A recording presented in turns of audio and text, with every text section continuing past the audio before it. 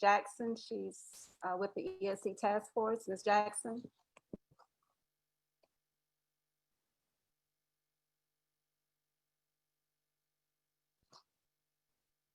Ms. Jackson, could you unmute your microphone, please?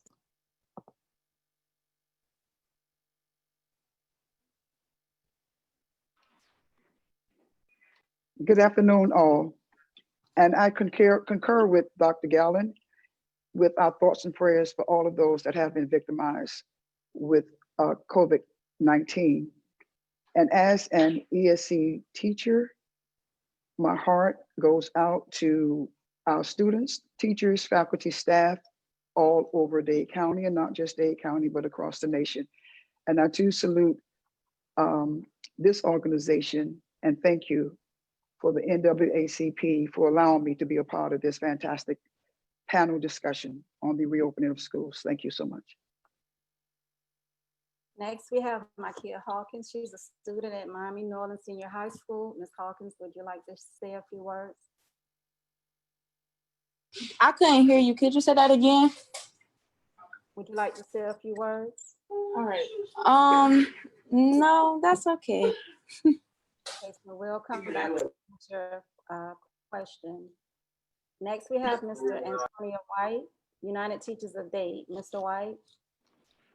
Good evening, ladies and gentlemen, and thank you for allowing me to invade your space today to share on this very important issue to return to school.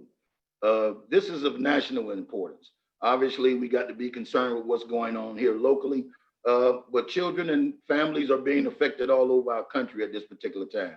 So I thank the NAACP for providing this forum to provide our listeners some new information that could be beneficial to them. Thank you. Thank you, guest speakers, for your introduction. We are ready to begin. No one knows what next year holds. Families still deserve data on student learning. This question is for Dr. Gallen. Dr. Gallen, how will the district continue to collect and report on as much data as possible? Are you speaking about student performance data, or are you speaking about health-related data? Student performance data and accountability. Okay, great.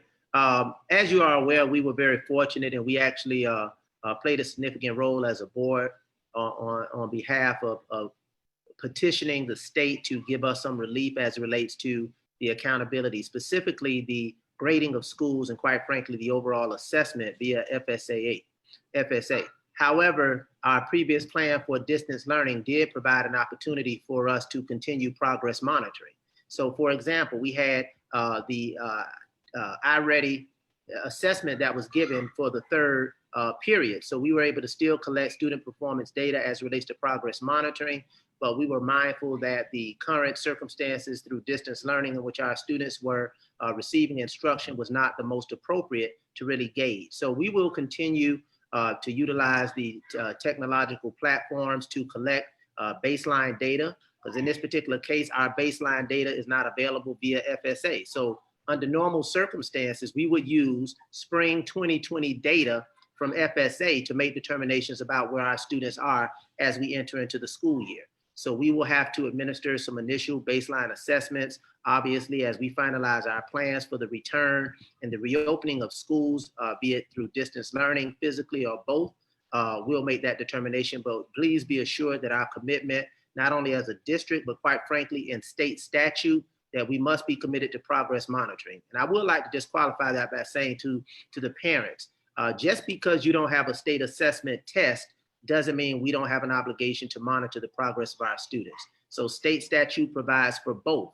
Last year, we had a waiver, obviously, for the state assessment, but it did not mitigate or eliminate our obligation to continue to monitor the progress of our students via iReady and other progress monitoring resources that we have as a district. Thank you, Dr. Gallen, for the clarity of that question. Dr. Gallen, can you elaborate on board agenda, the board agenda item 812 from the July 15th meeting in reference to parent training to support student distant learning at home? Thank you. I appreciate that question. I do have some familiarity with that question. I would be remiss if I did not thank my colleagues on the board. That item was unanimously co-sponsored and approved. That was an item that I proffered. Quite frankly, I proffered it as a good cause item. I know Mr. White knows what that means. It deviated from the standard schedule because I did not prepare the item prior to the published agenda. But as I started to continuously monitor the trends as relates to COVID-19 confirmed cases. But more importantly, I want to say this, more importantly, as I monitored the discourse that I was having via conversations like this, I was having multiple Zoom meetings, town hall meetings, and that question kept coming up from parents in terms of their challenges, their impediments, and quite frankly, their capacity to really facilitate not only a structure of learning for their students at home, but the technology that is needed to administer it. Our teachers have been trained. Our teachers continuously seek and need additional training. But what I found that from March 16th, and I'm very, very transparent about where we are as a district, I don't paint a very pretty picture if it's not there. Our parents were not a part of that conversation. There was no conversation about training parents, period. So if any of you had an opportunity to watch the committee meeting, it did get somewhat contentious because, and actually the board meeting where it did eventually pass unanimously, that I held firm that our parents were not a part of that equation, but the reality based on the science, based on the data, continued to tell each and every one of us that we were going to move closer to a distance learning platform. Even if we did a bifurcated model, physical or distance learning, we still had a significant number of parents out there that needed that support. And you know that during the pandemic, when things are bad for our community, when things are bad for our state and our nation, things are worse for Black children, Black families, and poor children and communities. So I wanted to make sure that we got that on the table and that we had a firm commitment from the board to provide for parental training as it relates to distance learning.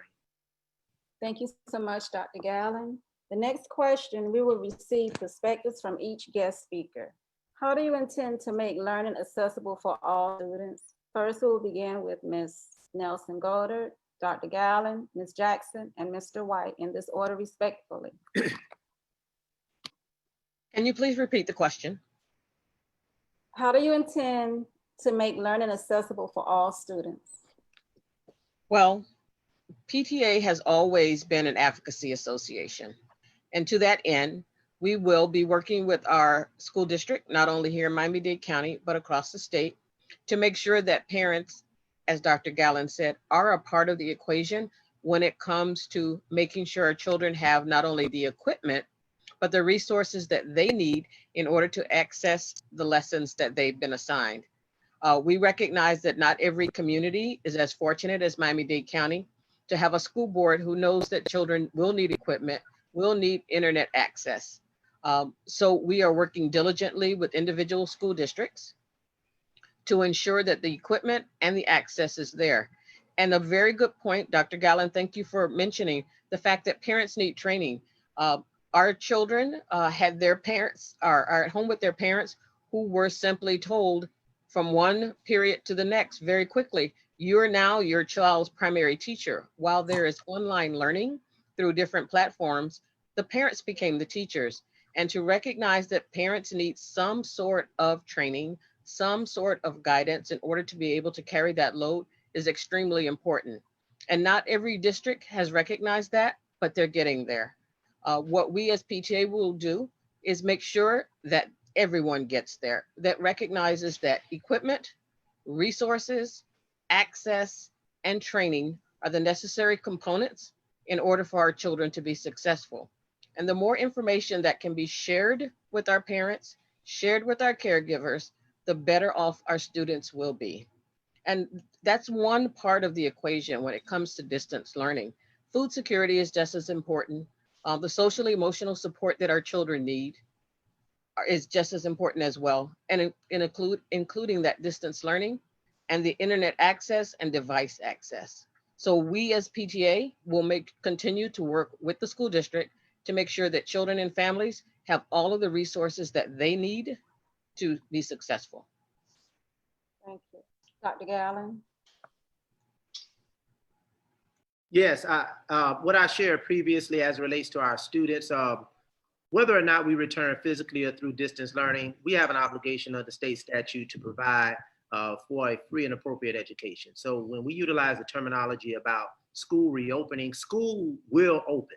School will open. It's whether or not it opens up in the virtual or the physical context. Our board has been very clear. We have a policy position that we've adopted. We had very strong collaboration with our stakeholders. For example, UTD, Brother Tonio White is here. When we made the announcement on March, I think it was 14th, UTD and our union members asked me, we all stood in solidarity relative to the direction we need to go.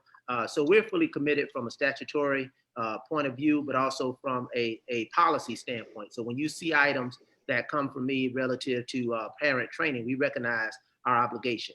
I don't want to preempt the conversation that we will be having, but for all of the listeners, there is a special school board meeting that will focus on reopening tomorrow at 3:30, if I'm not mistaken, either 3 o'clock or 3:30, but that information will be available on our website. But there is a special meeting that we will provide the most recent updates as relates to our plans for reopening. So we recognize our commitment, our principals, our teachers, everybody has been involved in this particular process. So that is something that we're committed to from a policy standpoint, and that's a non-negotiable. Ms. Jackson? Thank you for the question. I really appreciate that. Speaking from an ESE perspective, and I teach at Robert Rennick Educational Center, and my students are all exceptional student, ESE, exceptional student education. And it covers a gamut of different disorders as far as EBD or autistic spectrum disorder or the spectrum of IND. We have a gamut, which means that all of our students have a special need. Special need covers whether or not a student needs Pampers changed, or whether need medication given or feeding tubes. So how do we educate? I can give you a classic example of what we did this summer, or not just this summer, but when we went to distance learning, our faculty actually took food to the homes of our students to ensure that they were getting the nutritional process of eating that they needed. What I did, I actually went to my students' homes. I sat on the porch and taught my students, those that could not get on the devices. Some of the devices were not working, and it took time to even get our students to have the correct devices that they needed. Those that were not working, the internet access, calling these different platforms to ensure that our students' educational process was being completed. So it was a challenging time, but it was also a rewarding time because we were not going to allow our babies not to be educated properly. So we were Zooming, we were on distance learning, and like I stated, we were actually going to their homes. I actually sat on porches to ensure that my students were receiving the education that they needed, that they would not fall far behind, because we know that face-to-face, yes, it is, it's much better. But right now, we want to keep all of our babies safe, and we want them to return to a safe building. So these are some of the things that we did at Robert Rennick. We actually made tons of home visitations. I know all schools can't do that. We have a smaller population, but to ensure what we did, to ensure that the IEP was being implemented properly, to ensure that everything that they deserve and earn and should have, we made sure it was implemented, and we made sure that our students were being properly educated as if they were in the building. Thank you. Thank you. Mr. White? Well, to fully ensure that our students stay up to date, we always use the old adage, it takes a village to make this work. This is one of those instances where that could not be more true. you know, the beginning, we talk about teachers, we talk about students, but Dr. Gallup made a great point. We got to work about parents as well, because we're in a situation now where we have 3 different plans of action in place, and only one of those we're going to be able to initially institute, which is more than likely going to be distant learning under the conditions we are today. And it's just simply not fair to have everybody prepared. What I'm looking for, more importantly, is tomorrow, making a commitment to one form of education or another. The sooner we can make that commitment, the better we can prepare to educate the total child. You know, even if we start out fully digital, at some point we will be transitioning back to brick and mortar, but we need to have a consistent system moving forward. You know, in March, we built the plane as we flew it. You know, it came, we responded, we reacted. We probably fared better than most other districts, but believe me, it could have been much, much better. You know, our parents, as the PTA lady said, became teachers instantly, overnight. And a lot of times, you know, they were already distraught with their own situations. So now we put them in a position where we gave them 3 hours of instruction, and then we pretty much had to rely on the mothers and fathers to carry that instruction forward so that these people, for our children, would not fall too far under the gap. I think moving forward, we need to have a consistent system to educate them that's easily transferable when we come out of distant learning to go back into brick and mortar, whether that's after the first semester or second semester. We have to be consistent in whatever process we're doing if we're going to stop those potential losses of gaps. Thank you all for your perspectives on making learning accessible for all students. This question is for Mr. White. Educators of color continue to lead the profession. Mr. White, how can the district ensure that they protect the positions of current teachers of color who are vulnerable to cuts already being disproportionately impacted by the recession? Well, one thing I can say about this district, we have always been able to hold the line on employment. We have laid off very few people in my 20 some odd years when it comes to emergencies, even in the hurricane or the depression. And I don't see that taking place now. What I see happening now is that we're trying to find a balance where we can take care of those employees that are higher risk. Because at some point, as I mentioned earlier, we will be coming back. And we will be needing more teachers, actually, not less. If we move back to brick and mortar and we follow those guidelines where we have to space those classes out and reduce those class sizes, it will require us to have more teachers in front of them to make it work. You know, Miami-Dade County Public Schools have always been committed to our students. We live in a minority majority urban district. Most of our students are under free and reduced lunch. So the programs we put in place pretty much work for 85 to 90% of the kids in which we educate. And I'm just looking forward to having some type of consistency there that we can continue to move the needle. We can take care not only of the students, but we need to take care of those education professionals, especially those experienced ones with 20 and 30 years that are more susceptible to this disease than some of us. Can I add something to that? Go Yes, ahead. sir. Yes, Mr. White was absolutely correct. I would be remiss if I did not provide some evidence of our district's commitment. As I've said in this particular political process, some receipts as it relates to us understanding the challenges that face many of our employees, specifically those of color. I filed an item, I think it was in March or April, it was in April, asking the district and my board to make a commitment to pay our part-time and hourly employees despite the fact that schools have been physically closed. That item did pass, not unanimously, it passed 8-1.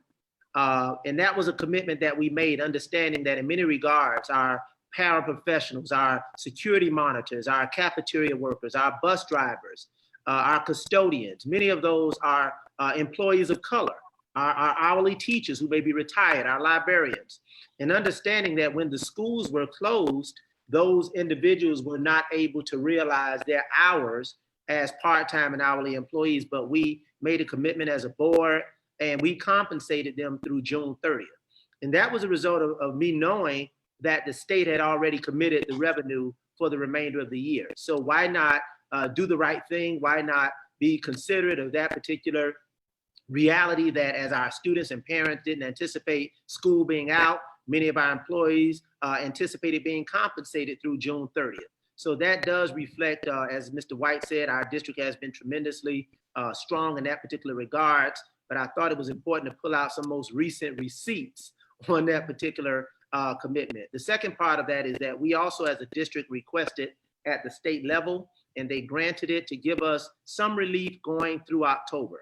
So financially, we will be held harmless as relates to the fragility of our students coming back into schools, into seats. And we know that students in schools and seats control revenue being funded to the district and subsequently schools and the retention of employees. So those are two critical things that are important that at least give some employees some degree of relief of what we've already done and committed to, and what, quite frankly, the state has provided us relief to do through October. Next year, 21-22, will be a horse of a different color coming from the state level. But right now, hopefully we'll get through this and we'll be able to preserve our employees, especially our minority employees that are from the Black and brown communities. Thank you.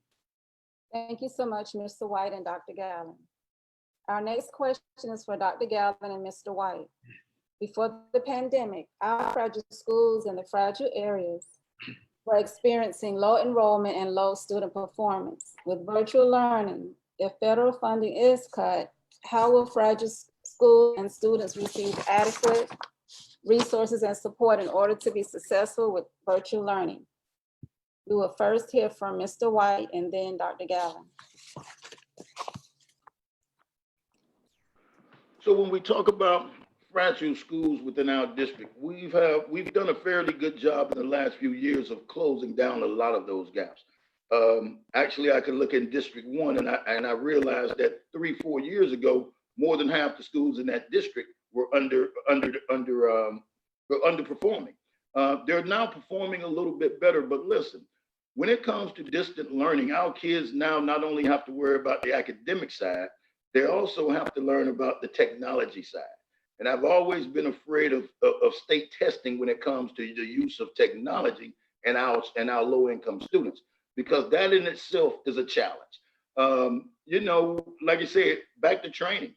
We got to make sure that we stay in contact with these parents. We got to make sure that this village we talk about is operating properly. We're indicating to our teachers that the best help you're going to find right now is the parent, because we've been talking for years about creating parental involvement. We don't have to talk about that anymore. It's forced upon us. And hopefully we can take advantage of those things to make a better outcome from those people. Thank you, Dr. Gallen. Yes, thank you. As Mr. White said, in District 1, for example, years ago, we had the highest number of F schools. Currently, for the third year in a row right now, we have no F or D schools. So we're making progress. That being said, we still have a significant achievement gap. I make no mistake about it. I'm very candid about the current system of accountability that we have that labels schools and label communities, and we know which communities and schools they label. And that is not for us to get excited and abandon our obligation to know that those disparity gaps, those achievement gaps in performance, despite it being an A school, a B school, or a C school, those gaps continue to manifest themselves when you start talking about Black children versus white children, poor children versus those that are most affluent. That being said, the spirit of your question asked about what do we plan to do relative to federal funding being cut. I've been very, very vocal about this, not only recently, but quite frankly, throughout my entire career, understanding the nuances of school funding. As many of us know, the obligation for funding schools, the education of schools, is not a federal responsibility. It is a state responsibility. So it is a responsibility of the state to fully fund our schools and make sure that we have the appropriate allocations that we need for our students. Fortunately, the federal government, through Title I and other categorical programs, does provide additional revenue to offset some of the deficiencies, and quite frankly, to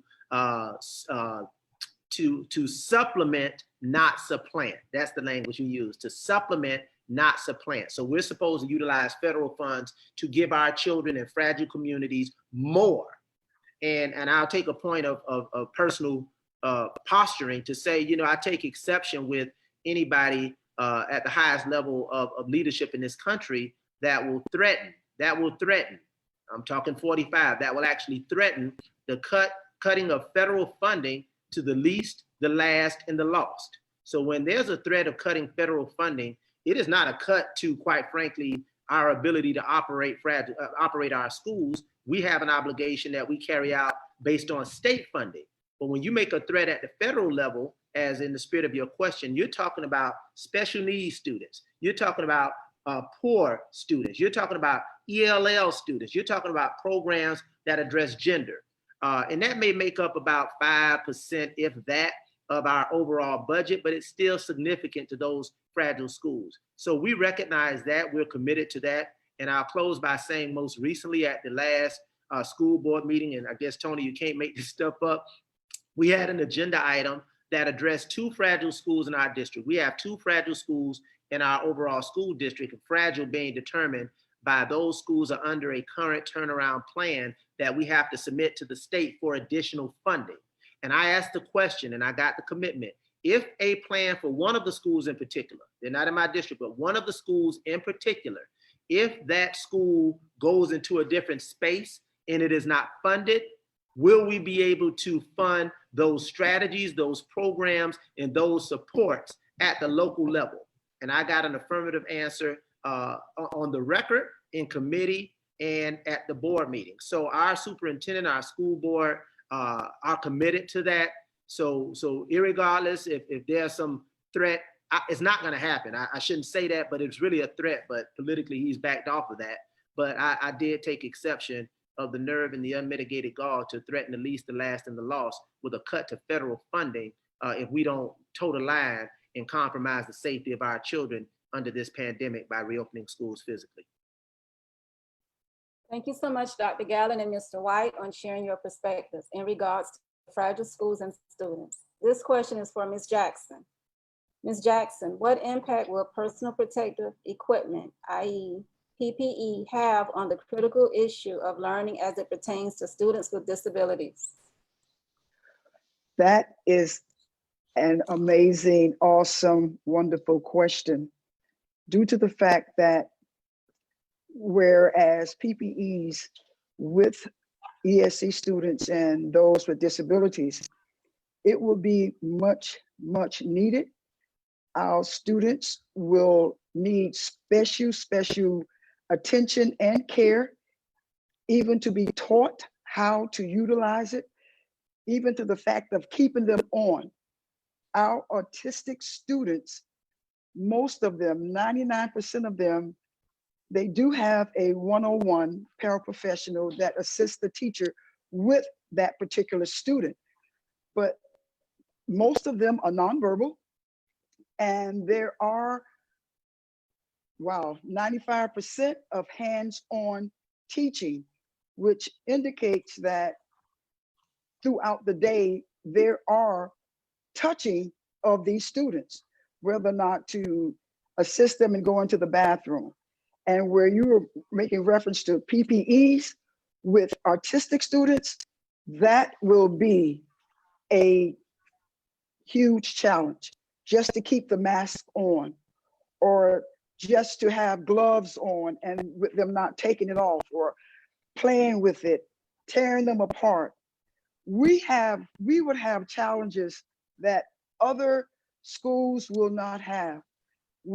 Our challenges will be so unique that it will take teaching, reteaching, talking, reteaching with the PPEs with our students, as well as ensuring, because like I stated, some of our students, most of them are autistic, are nonverbal.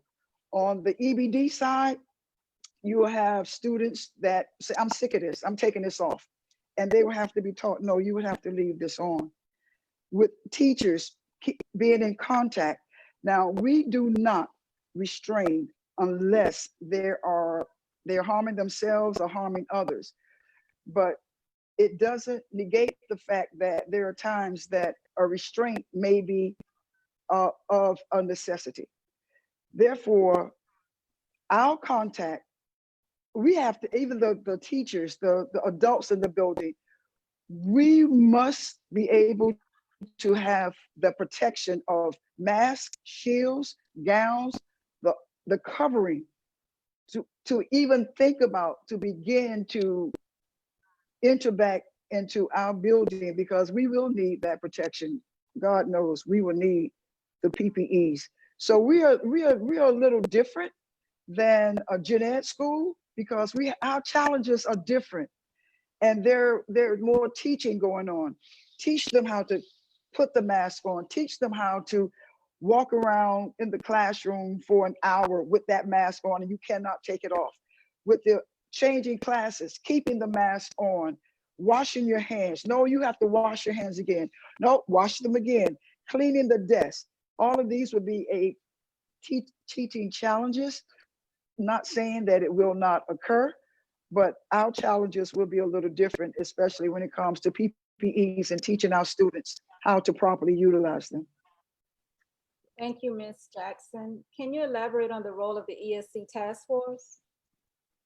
The ESC task force is a group of teachers that from the union side and the district side, and we collaborate on strategies on what is best for our students.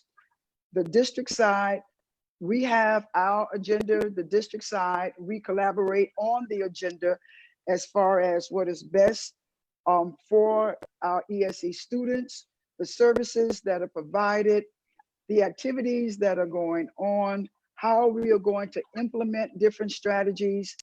It extends to our social workers, our psychologists. It goes as far as the different levels of our EBD students or our ESE students or artistic students. How do we better educate them? What are the needs for Dade County? And it gets very, very specific. If a particular school needs a little bit more services or more services, the task force will step in, and the district side will ensure that whatever school need more services, that it is done. We collaborate and we try to meet 3 to 4 times a year to make sure, but this year was kind of a different year.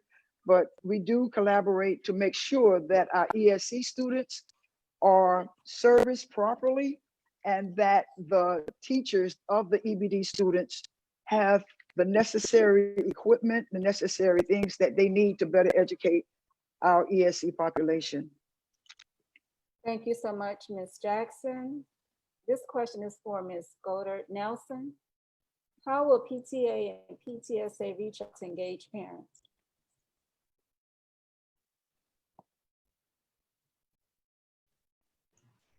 Thank you for that question. That's something that we think will be a struggle in the upcoming school year, regardless of how we open. We understand that there will be limitations on parents and other volunteers coming into our schools, and rightfully so.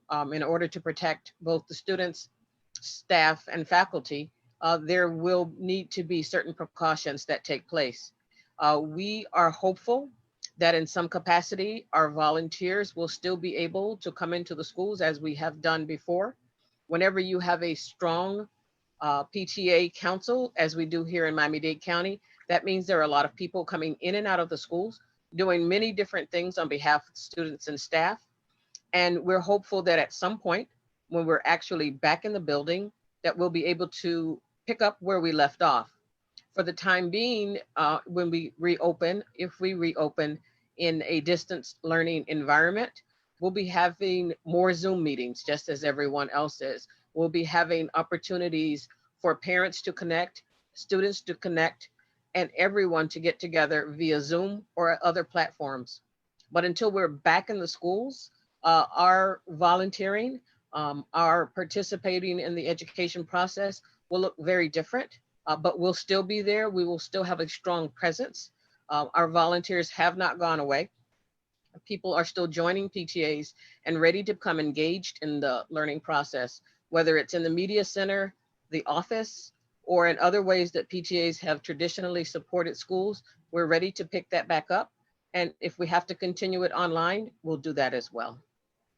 Thank you so much. This question is also extended to you. All of us have to do things different now. Because of PTA and PTSA presence on school campuses, how do the CDC guidelines impact your presence now? Yes, as I said in the previous question, we won't, and Dr. Gallen, please weigh in on this. Right now, there will be restrictions. Even if we go back to with schools being open, there will be restrictions about who is allowed on campus and to what extent. Where before parents were, our volunteers were an integral part of making sure that our schools were successful. We don't anticipate it being quite the same way when we go back to learning in the physical building. We know that there will be differences, and we're adaptable. We've been around for a very long time, since 1897. So we recognize that every school will have a little different need, and our volunteers are ready to step up and make sure that parents and children and our school staff are always taken care of. Thank you so much. This question is for Micaiah Hawkins. Ms. Hawkins, what is your experience with the distant learning situation? Hello, my name is Michael Hawkins. I'm an upcoming senior for the class of 2021, and I attend Miami-Dade Senior High School. My experiences with the distant learning, it was a breeze and it was easy, but it wasn't like a good breeze and it wasn't a good easy. It was too easy. What I mean about too easy is by it being pushed on us so fastly, it caused teachers to like give us just busy work. Like they wasn't actually like teaching anything. It was just like busy work because it was pushed on us so fast. What I mean by that is it wasn't like a lot of Zoom calls that teachers was teaching us, or it wasn't how it was in school. It was just that send an assignment. It's either you did it or you didn't do it. So I feel like it wasn't challenging enough, or it wasn't how it's supposed to be. I feel like I wasn't actually learning. It felt like I was doing something I was already taught, and it just gave it to me anyways. I also felt like it doesn't work. Well, it doesn't work for me as a student. It doesn't work for me for the simple fact that I'm a hands-on learner, meaning as I'm not more of a auditory learner, or I'm not a visual learner. I'm a hands-on learner. I need to see things for myself. I need to see how things work for myself.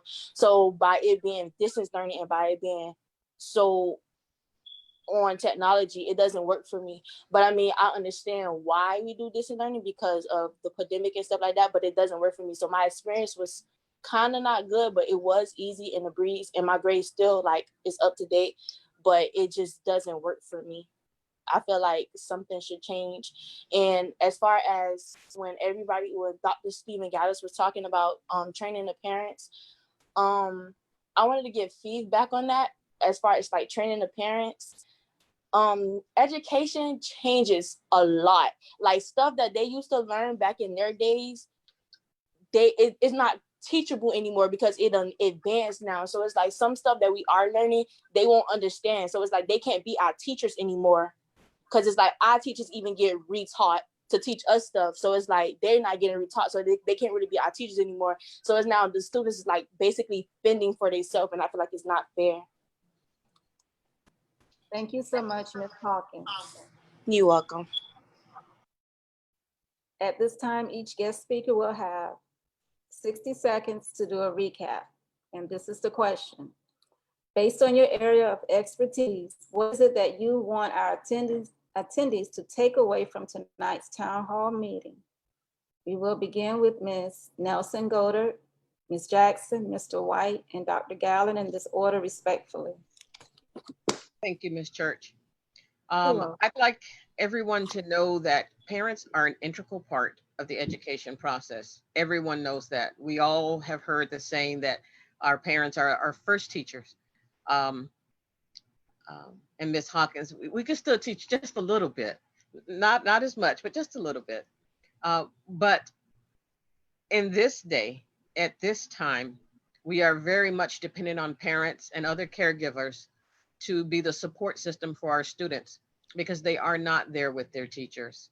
We have to do everything that we can to make sure that parents are equipped, that caregivers are equipped to support students, whether it is a physical resource, such as a laptop, or it is the internet, or it is that training that Dr. Gallen spoke of. We have to make sure that the people who are hands-on with our students are given all of the tools and training and resources that they need to support the students. And we have to, when we go back to school, recognize what an integral part of the school system parents always have been when it comes to volunteering and helping. We will need them more than ever. As Mr. White said, we'll need more teachers, we'll need more volunteers as well. So we'll have to do everything that we can to ensure that the volunteers are able and are able to get back into the schools in order to support the learning. Thank you. Ms. Jackson? Thank you so much. And thank you so much. And I appreciate this opportunity to be a part of this wonderful platform on the reopening of schools. So thank you so much for allowing me to take part in this. But what I would like for the listeners and those that are on to take away from an ESC perspective, that there are services there to help, even during a pandemic. There are teachers, paraprofessionals, there are behavioral analysts, there are those that are there to help. And all of what is taking place, we know that there are challenges and parents that are not accustomed to their children to being home, especially our ESC babies being home. And I know this has been a challenging experience for parents and the caregivers. My heart goes to those, the foster moms, the guardians that understand now what we go through on a daily basis, but we are yet here. And if you have a need, please do not fail to contact your school. Do not fail to contact the principal. Do not fail to contact the district, because there is a district ESC department and they will answer whatever questions and help whatever needs. But call the school, because we are, teachers never stop teaching. We never stop caring. It doesn't matter if it's the summer. We still check on our students during the summer. We yet go and give food to our students during the summer. It doesn't stop. We are here. We are here every single day, whether it's weekend or not. We don't ever stop being educated. We don't ever stop caring. We are here. And if there is a need, I want you to know, and I'm so passionate about this, we are here. The EBD population, the Gen Ed population, but I'm speaking for EBD population, ESC population, we are here. And there are services that will accommodate. There are services that does not stop. Even now, even when schools start, there are services that will continue 12 months a year. So thank you so much again for allowing me to be a part of this wonderful platform. Thank you, and God bless to all of you and everybody. Let's be safe. Thank you. Mr. White? We often hear people say that this is our new normal. I don't accept that this is being our new normal. This is a challenging situation like many others that we faced in our lifetime, and we'll overcome this as well. I think the most important thing is that we get it right going back from the beginning. You know, Dr. Gallen said earlier, schools will always be open, whether they be open brick and mortar, whether they be open digitally. They're going to be open, and we have a commitment to not only the children we serve, but the community in which we serve as well, because ultimately these are our future leaders. You know, we just have to make sure we're following the science. Better safe than sorry. You know, I hear people talking about, but the educational gap, if we don't go back to brick and mortar, we're going to lose, if we're going to lose in the gap. But we've always been losing in the gap, and we've always made adjustments to make that better. I think moving forward, we need to have a more consistent system. As Ms. Hawkins said, you know, it was challenging, but it wasn't challenging because it was very different. You know, teachers, like students, know that the best education you're going to get is always going to be face to face. And we're more than able and willing to do that. but it's just not ready for us to do that at this particular time. So I look forward to the district, coming up with an educational platform that we can use in both situations, both online and make a smooth transition when we go back to brick and mortar. So there's some consistency in learning there. We don't have the advantage we had in March. Most teachers knew their students. Going into a new year, these are going to be new students to new teachers. And the biggest part about education is the relationship that is developed between that teacher and that student. So those relationships are going to be challenged. We're going to have to try to develop different relationships through a screen. Back in our day, we called it Jeopardy. This looks like a Jeopardy screen. But somehow, some way, we have to still try to get to where we need to be till we can get over this pandemic. And I'm confident that we're able to do that. Listen, Dade County Public Schools is a stalwart when it comes to a lot of things. We're going to tackle this a little bit different. We can't be fearful about where we are now. We have to be excited of the challenge.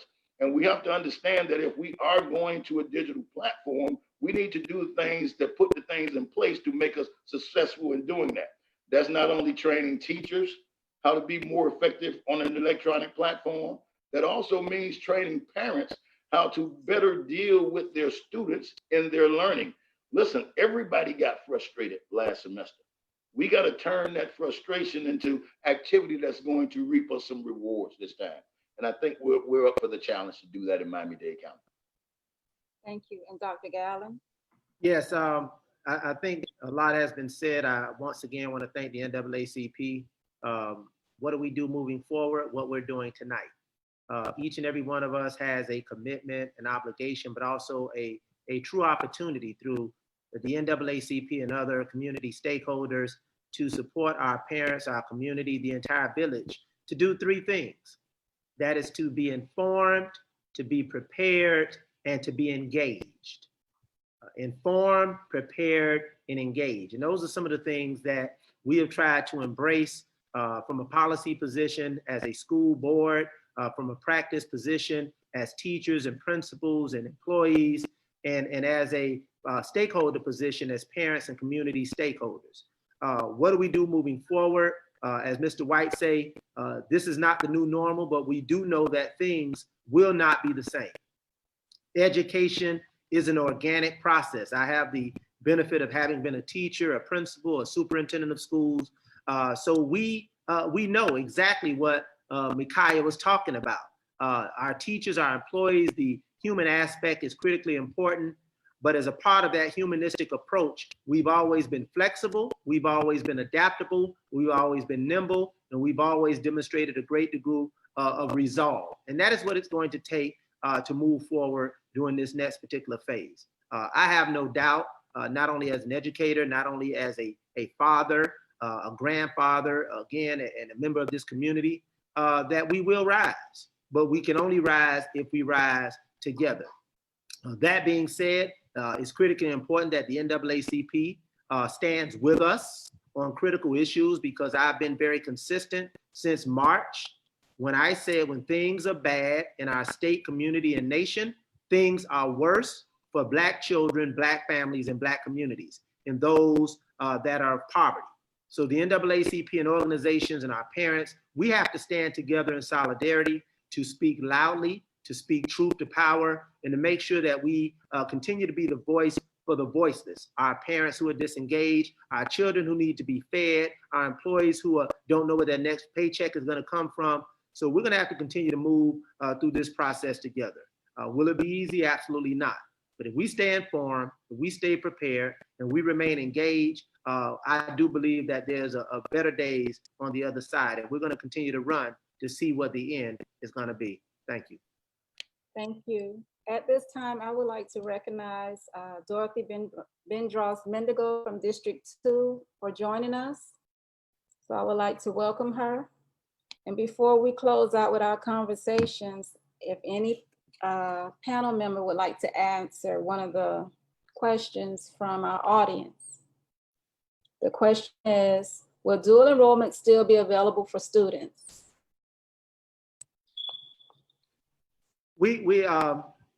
we remain committed to provide the educational programming that should be currently available to our students. We understand that it's going to be, we have to be delivered through a different mechanism, but as you know, and as everybody knows, the dual enrollment program, it requires partnership. So we will have to continue to collaborate with our university and college partners, but absolutely, as Ms. Jackson mentioned, with our special needs students. And that was a question that came up throughout March through June. What about special needs students? What about them? We still have an obligation to deliver the IEP as required by law. And we're still committed to delivering high quality educational programs such as dual enrollment. But obviously, we will have to continue to partner with our university and college partners in that particular process. So we plan on moving forward, be it brick and mortar, but absolutely digitally with a full, robust curriculum as we have done in the past. Can we have another question? Will there be a uniform platform for distant learning? I almost said through the chair. You're doing such a great job, Ms. Church. You got me about to say through the chair. Shout out to my colleague and champion, Dr. Dorothy Bendross-Mendengal, who is doing a tremendous work in District 1. Thank you for her recognition. Didn't see her.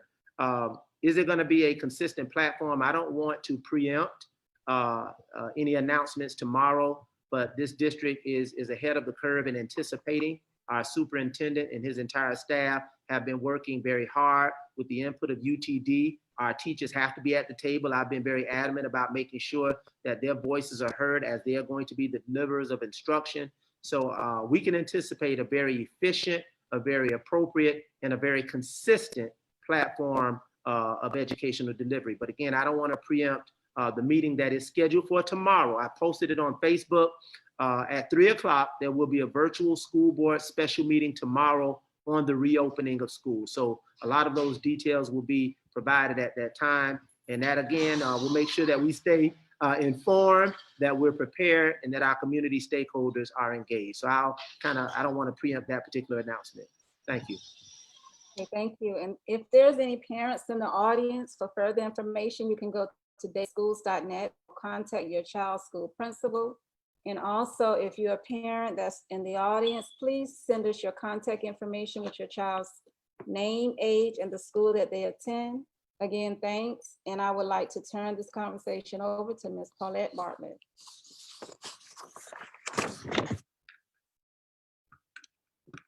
Ms. Bartlett.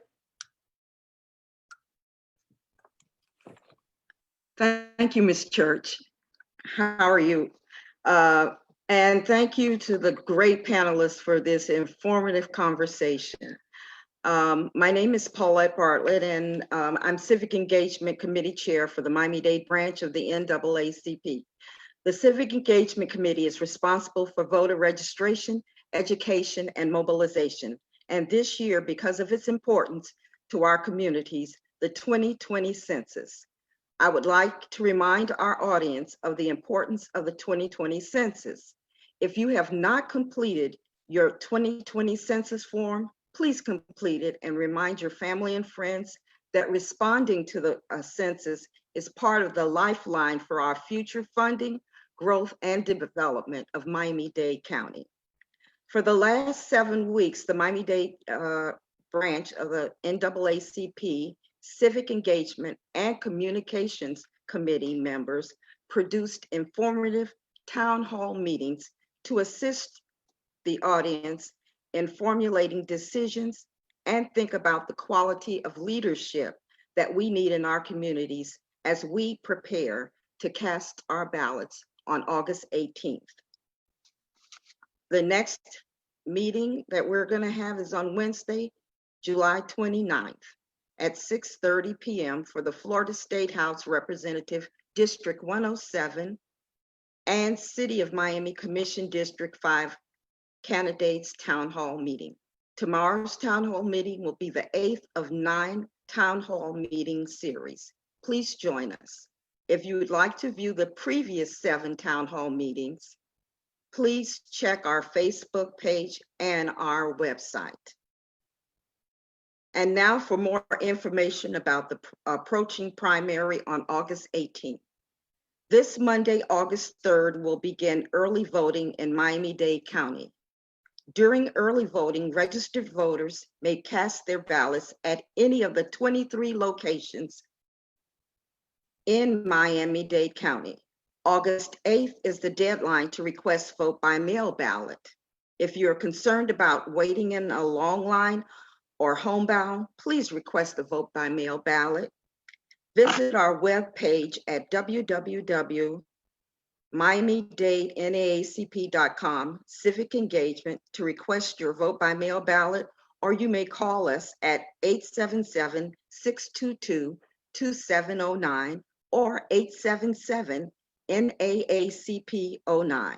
To join the Miami-Dade branch NAACP and become a part of the committees that address the important issues in our communities, please visit our website. Again, at www.miamidadenacp.com/civic engagement, or call us at 877-622-2709.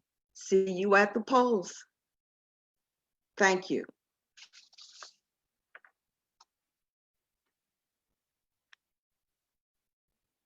And now back to our Chair of the Education Committee, Ms. McMillan.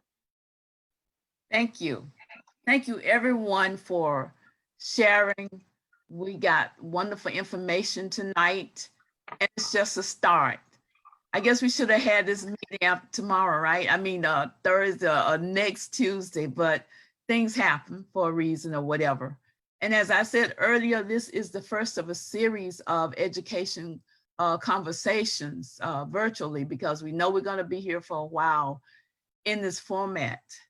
But I want to thank each and every one of you for being on panel, and to Dr. Bendros Mendengal, who's out there on Facebook.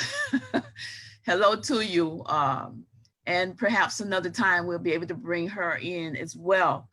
I want to thank all our panelists, Ms. Nelson Goddard, Ms. Jackson, Ms. Hawkins, Mr. White, and Dr. Gallen. Thank you so much. Ms. Church, thank you for facilitating. You did an excellent job. And in ending, I want to just encourage you all to join the NAACP if you're not already a member. If you would like to be a part of the Education Committee, or we have several other committees that are available for you, put your name in the chat box and we'll contact you to let you know what else is going on. The Education Committee usually meets on the second Monday evening, so we'll have to get that information to you if you're interested. I just want to say finally that our ask is, I'm going to go with Dr. Gallen. Our ask is that you be informed, you be prepared, you get engaged, and our parents need everybody's support. Our students need support. And as Ms. Hawkins said, sometimes our parents need a little bit of help. We can do some things, but I understand what you're saying. We're getting there. But whatever we can do to help our neighbor at a distance, of course, we know that because it's really crazy trying to do things that you can't do the normal way anymore, but it can happen. It can. So I just want to say to you all, good night, stay safe, thank you, and see you at our next meeting. Thank you. Good night.